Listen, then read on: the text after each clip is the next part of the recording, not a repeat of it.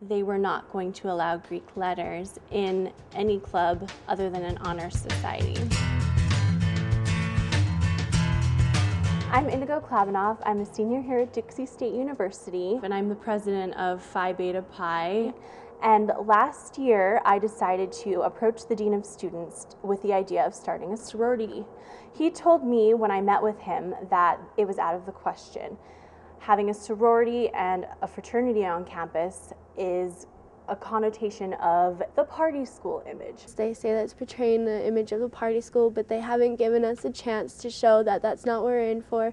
We're in for the community service, the friendship. I told the director of student involvement that I was interested in starting a club with Greek letters. He told me that I would be able to form any club just without the Greek letters. I wasn't going to take no for an answer. I was determined to get this club going, which is why I contacted FIRE. FIRE has had cases involving fraternities and sororities before, but I couldn't remember ever getting a case like Indigo's where a student got so much opposition from her university just for wanting to use Greek letters in her club's name. It's a pretty basic First Amendment right for individuals or groups to identify themselves the way they want themselves to be identified. This is a public campus. We are protected by the Bill of Rights. We're protected by the First Amendment. Every club should be able to name their club whatever they want to be, regardless if it has Greek letters or if it's in English, if it's in Spanish. How do you really ban a letter? Greek letters themselves have expressive value. They tell community members what kind of group Phi Beta Pi aspires to be. The director of student involvement was receptive to the group's mission, just not to this particular basic way of conveying that information to prospective members. I asked him where there was specific official documentation where it said that Greek letters were not allowed in any club name on campus.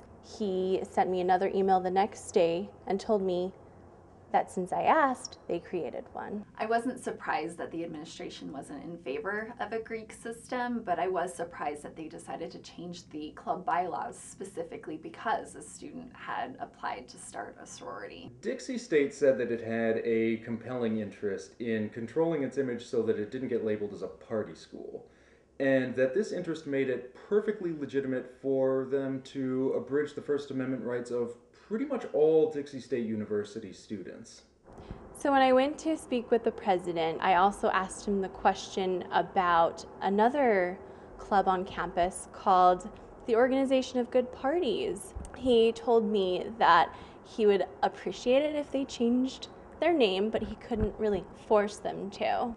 It kind of seems like there's a double standard. Indigo wants to use Greek letters in her group's name because she wants Phi Beta Pi to exemplify the best virtues of Greek life in the university.